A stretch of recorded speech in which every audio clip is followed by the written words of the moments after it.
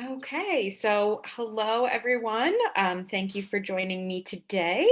Today we are going to follow up our discussion from last week, in where we talked about the basics of interviewing. Today we are going to talk very specifically about behavioral interviewing. What does that mean?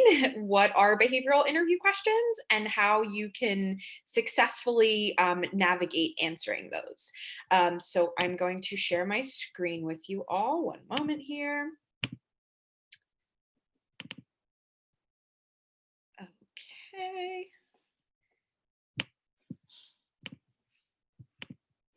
All right. So behavioral interviewing. What does that mean, right? Um, so be- oh, excuse me.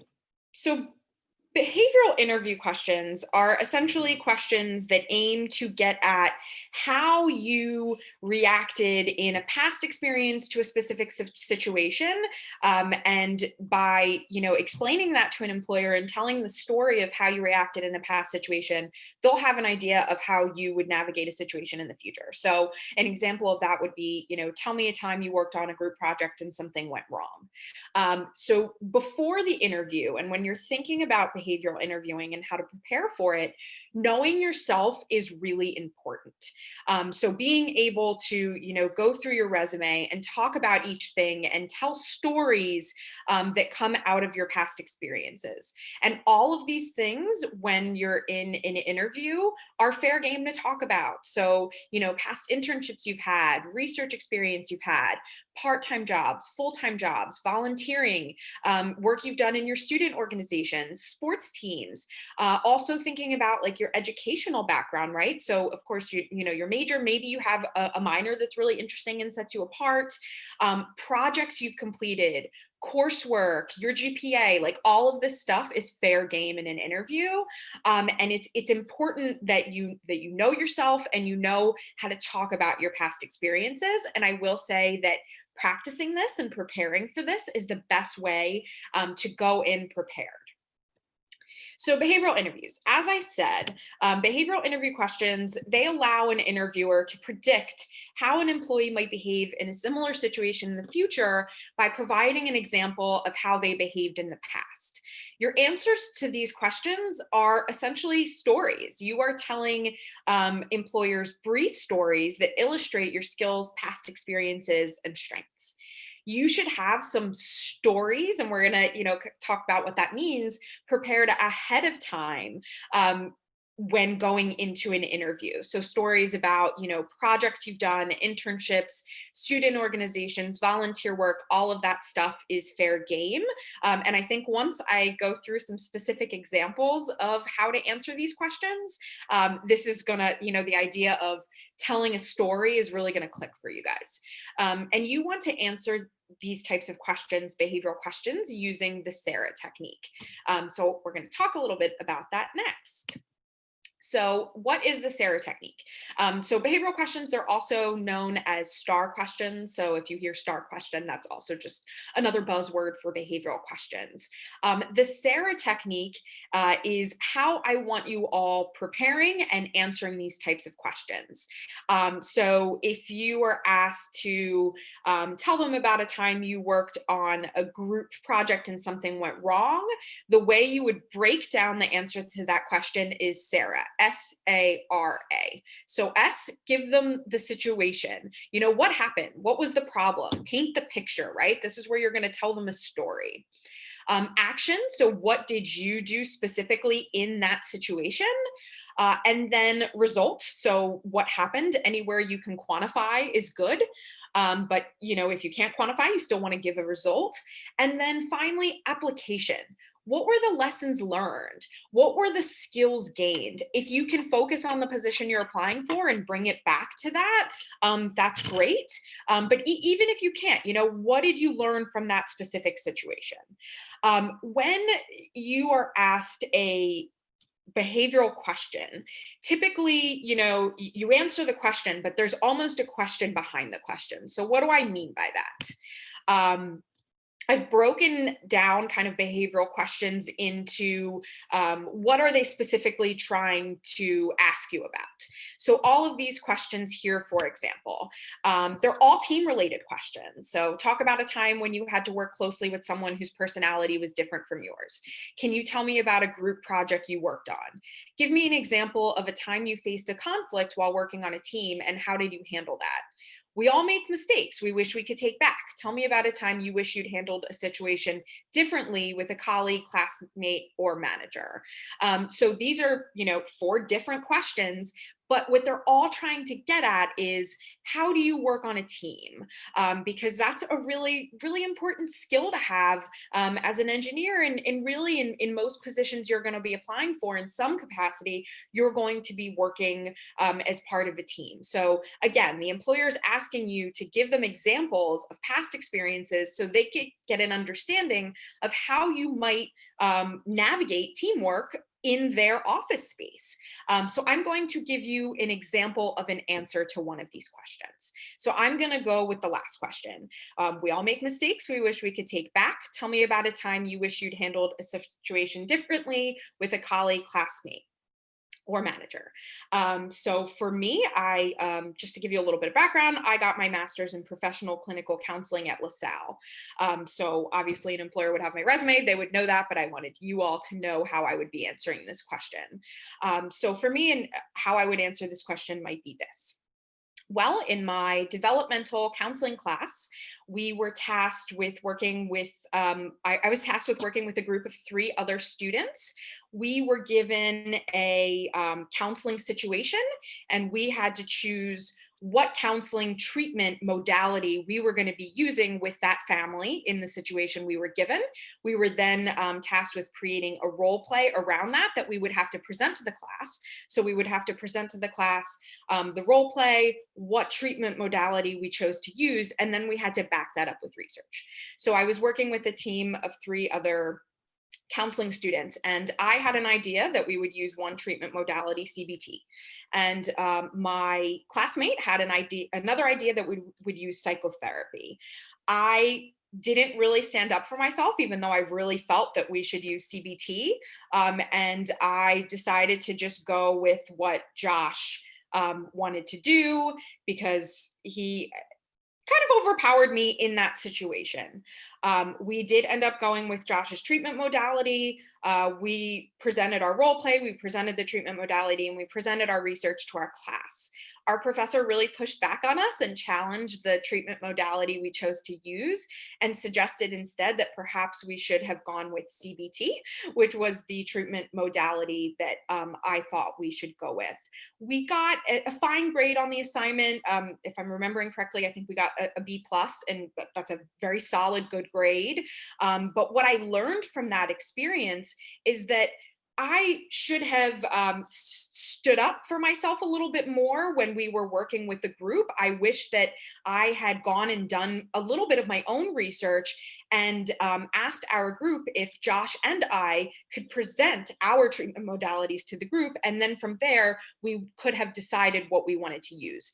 Now, it's possible that that wouldn't have changed the situation at all, and that the group could have chosen Josh's treatment modality. But what I really learned in that situation is to, one, stand up for myself a little bit more, but also to do the research and present it to my group before we make a decision, because we could have made a more informed decision together. So that is an example of how you might answer this question. So I painted the picture, I gave you guys the situation, I gave the action that I took in the situation, the result, right, which, we got a decent grade, but I think we could have done better in that situation. And what did I learn, and what would I have done differently? So let's keep going here. These questions are based on your ability to adapt. So tell me about a time you were under a lot of pressure. What was going on, and how did you get through it? Describe a time when something went wrong unexpectedly in a group project and you had to change course. Can you tell me about a time you failed, and how did you deal with that situation? Tell me about the first job you've ever had, and what did you learn? How did you learn the ropes? So these questions, again, these are pretty different questions, four very different questions. But what they're getting at is the ability of you to adapt and to kind of, think quickly on your feet. So, an example to answer one of these questions might be for the tell me about the first job you've ever had. What did you do to learn the ropes? So, when I was about 16 years old, I started working at a deli in the Northeast, a deli and a restaurant as a food runner. It was my first time working anywhere professionally, and it was my first time working in the restaurant industry as well. The menu was very overwhelming. It was like a four-page menu front to back. There were so many different options for people to order, and learning the menu was a big part of being able to do my job well. So in terms of my training, I made sure that while I was training in the restaurant by following other food runners, at home, I was also doing my own work for training in terms of learning the menu. On my second to last training shift, the manager told me, he thought I was ready. I was going to have one more training shift and then I would start food running. I asked if it would be okay if I came in an hour early at my last training shift to train specifically with the food expediter, who is the person who pulls the food out of the off of the line in the kitchen and organizes the trays for food runners to carry out. I felt that by shadowing the food expediter and getting an idea of what that looks like, that would make me a stronger runner. The manager liked that idea, and I ended up doing that in my last training shift. And it really did. It allowed me to understand how the kitchen operates and what the expediter needed from me as a food runner, and it made me a stronger food runner. So what I did to learn the ropes was definitely, following food runners, asking a lot of questions, because that I think is really important, and also learning the ropes in a new position. And the result from that was that I was ready to go and that I was a strong food runner right off the bat. And actually, the manager ended up changing training procedures so that food runners would follow a food expediter for one shift, because of how helpful that was to me. So again, I gave the situation, I told the story, I painted the picture of what happened, I gave the specific actions I took, and then what were the results from that. And then some application, which in this case was that the management team actually learned that it would be better if food runners also trained with food expediters. So really wanting to answer the question completely. Time management questions. These are super common when you're being asked behavioral interview questions. So describe a project that you managed. How did you keep everything moving in a timely manner? Tell me about a time you had several things to do in a limited amount of time, and how you were able to manage that. I can tell you all, as engineering students, this question was made for you.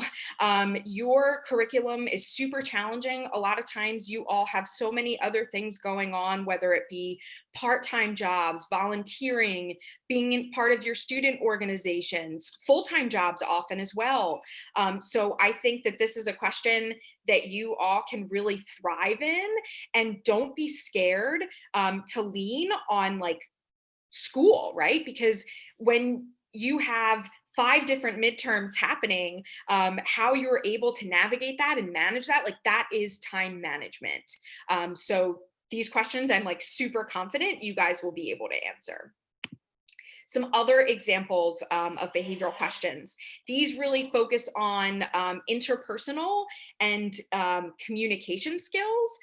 So, give me an example of a time you were able to successfully persuade someone to see your way in a group project. Tell me about a time where you had to write a technical report or paper. You all take TechCom. That's a required course in our program. So once you've taken this course, that is always something that you can lean on when you get a question like that, right? Because there's a lot that goes into writing your TechCom paper. Tell me about a successful presentation you gave and why you think it was a success. I know in a lot of your classes, they ask you all to give presentations, and in part, that's to prepare you for when you're in a full-time role and you are giving presentations. So don't be scared to lean on classroom experience when you're answering these questions. Some other examples might be questions around organizational and planning. So tell me about a big project you had to plan for school or work. You know, it kills me when a senior sits in front of me in a mock interview and they don't bring up that, you know, maybe they don't have any internship experience yet, and they don't even bring up senior design.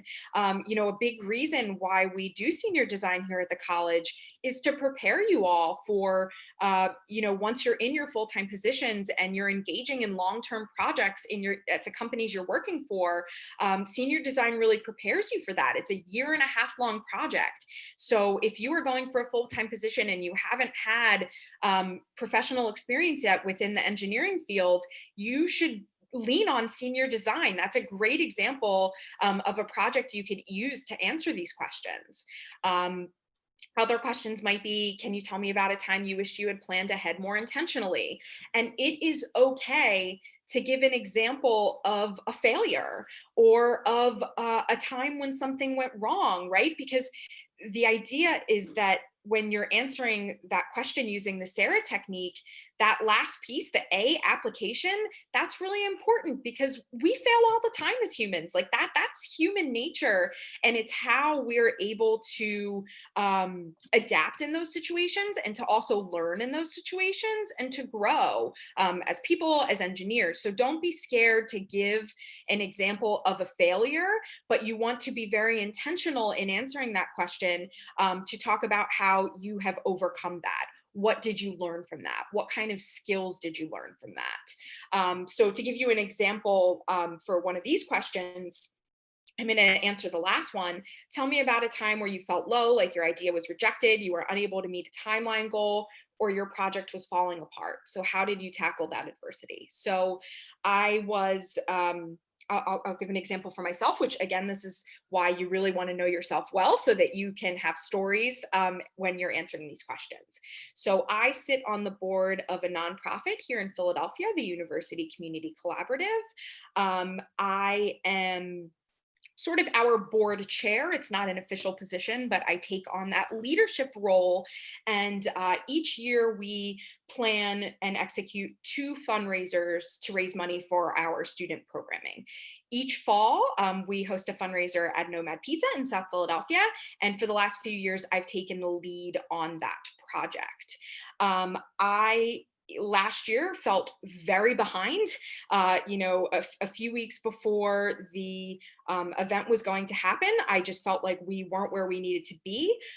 Part of the way we fundraise for that project or for that in that fundraiser event is by raffling off items that board members bring to the event.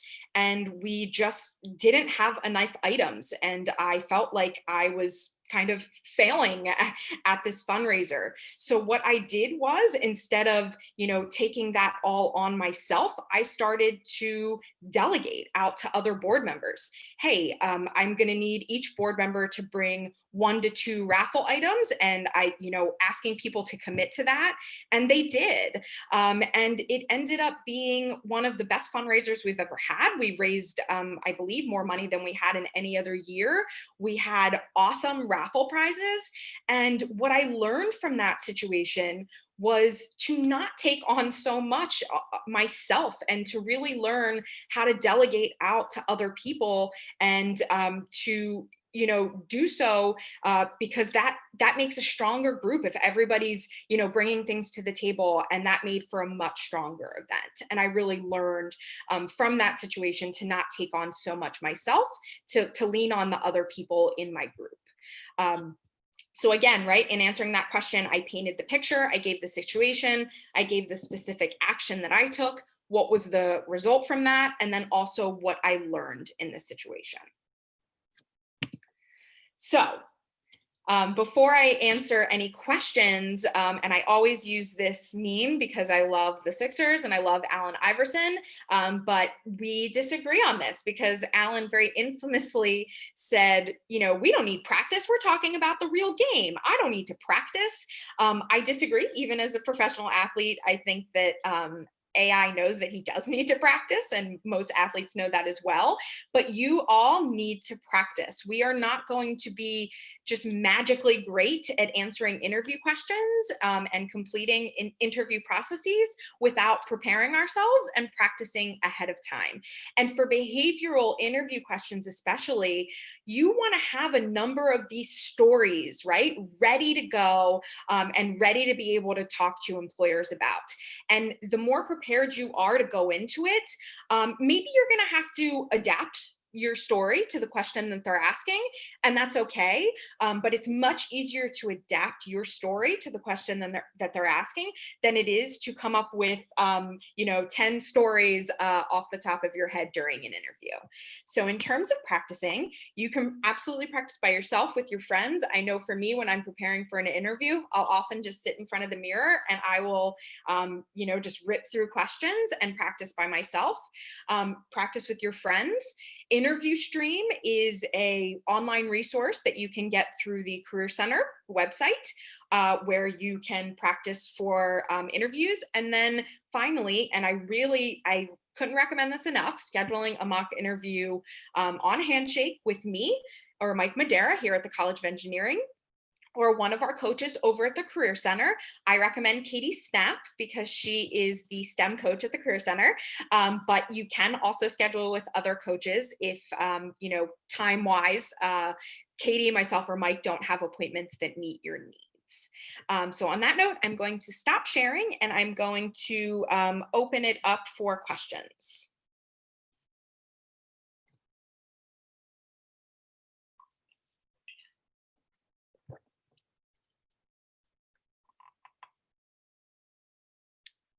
All right. Any questions? Okay, well, if anything pops up last minute, I will drop my email in the chat. Please do not hesitate to reach out via email. Oh, I think we have a question coming in. Oh, and I sent that privately, so hold on a second. So our question is, how could we make a negative point as positive as possible? So I think that's why I really like using the Sara technique, because you might have heard of the STAR technique, which is a way of answering behavioral questions. And what Sara does is it brings in that last piece of application. As long as you are showing an employer what you learned, skills you gained, and even how you would handle that situation differently in the future, I think that that's what's really important, because we are human, we make mistakes, we fail all the time, and I really think it's how we're able to react in that moment after the failure that really shows who we are. Did that answer your question, Sai?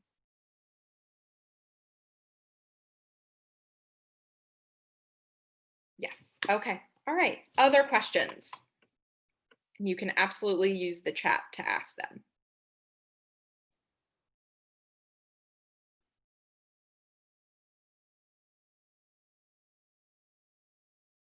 Okay. Well, all right. Well, thank you for being here today, and take care.